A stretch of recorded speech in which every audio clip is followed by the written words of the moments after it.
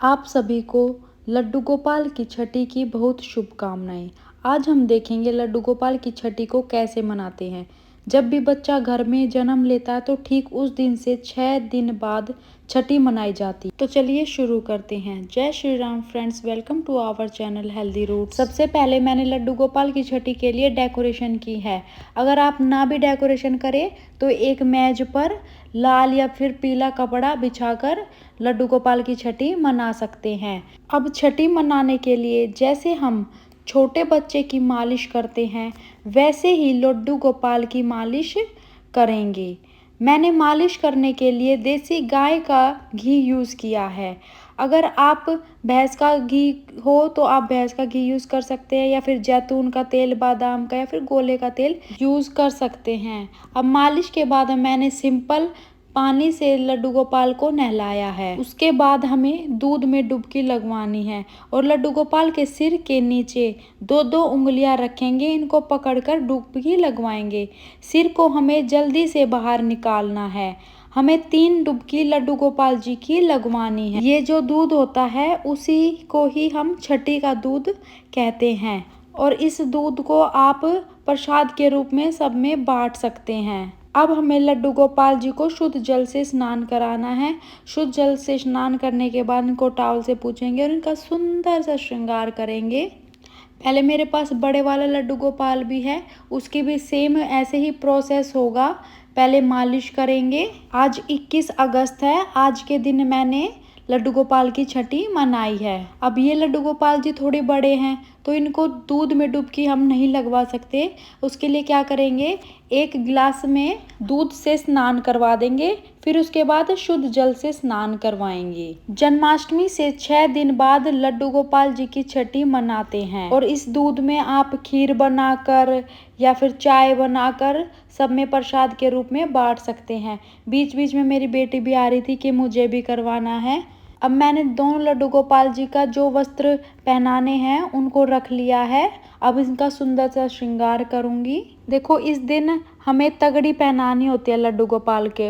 अगर आपके पास लड्डू गोपाल की तगड़ी ना हो ना तो आप ऐसा ब्लैक कलर का धागा लेके उसकी तगड़ी बनाकर आप पहना सकते हैं लड्डू गोपाल जी को। जिस दिन बच्चे की छठी होती है बच्चे को भी पहनाते हैं ना, तो सेम ऐसे ही हमें लड्डू गोपाल जी को पहनाने हैं।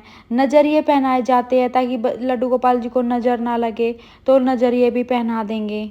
अगर नए नजरिए ला सके तो नए पहनाए, अगर नहीं ला सके तो जल का छींटा लगाए और उनको ही पहना दे। और कोशिश करें कि लड्डू गोपाल जी को पीले रंग के कपड़े पहनाएं। लड्डू गोपाल जी का जो भी श्रृंगार है उसको हम पूरा करेंगे अच्छे से।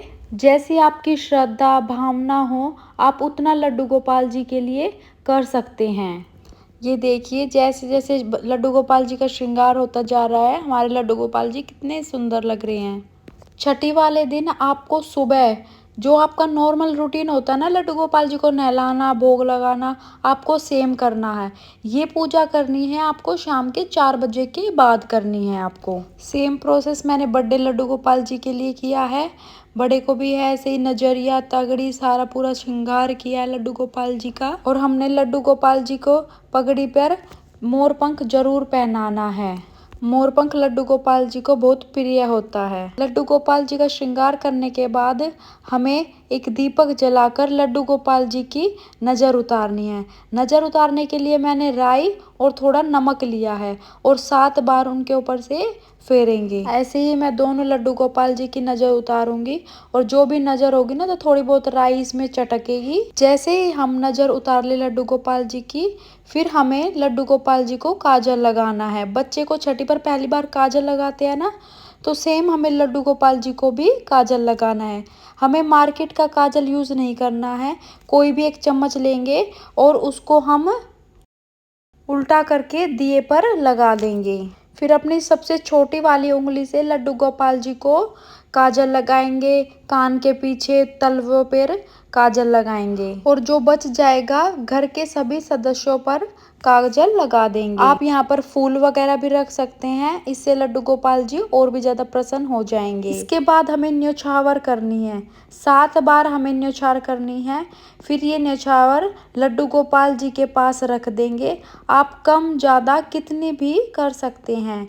न्योछावर उनके पास रख देंगे। ये न्योछावर लड्डू गोपाल जी को ही बाद में आप लड्डू गोपाल जी के लिए कुछ भी ला सकते हैं, जैसे उन्हें अगर किसी ड्रेस की ज़रूरत है या कोई भी इसको ज़रूरत है, मुरली है कानों के लिए, कुछ भी जो इनको ज़रूरत है ना, आप वो लेकर आ सकती हैं। फिर न्योछावर करने के बाद हम आरती करेंगे। उसके बाद पूजा में हुई क्षमा याचना करेंगे और अपनी मनोकामनाओं को पूर्ण करने की प्रार्थना करेंगे। शाम के समय हमें ये पूजा करनी है। आरती होने के बाद लड्डू गोपाल को आरती देंगे और लड्डू गोपाल से ये भी प्रार्थना कीजिएगा कि नेक्स्ट ईयर भी मैं ऐसे ही आपकी जन्माष्टमी और छठी धूमधाम से मना पाऊँ। अब लगाएंगे लड्डू गोपाल जी को भोग। इस दिन कढ़ी चावल सबसे फेवरेट होता है लड्डू गोपाल जी का, तो ये तो आप ज़रूर बनाएं। वैसे आप 56 भोग लगा सकते हैं। अगर 56 भोग ना भी लगाए तो थोड़ा बहुत तो आपको मीठे में और कढ़ी चावल तो आपको बनानी ही चाहिए। मैंने सेवई की खीर भी बनाई है और मोतीचूर के लड्डू भी बनाए हैं।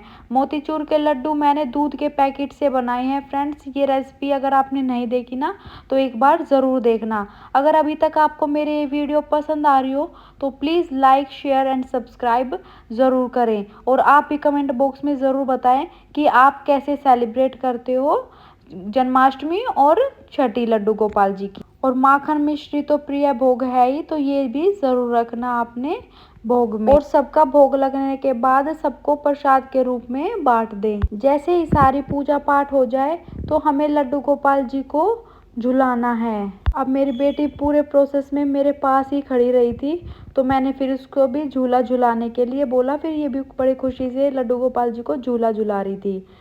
इसको बहुत ज़्यादा पसंद है लड्डू गोपाल जी, पूरा टाइम इन्हीं में लगी रहती है। और लड्डू गोपाल जी को झूला ज़रूर से झुलाना है फ्रेंड्स।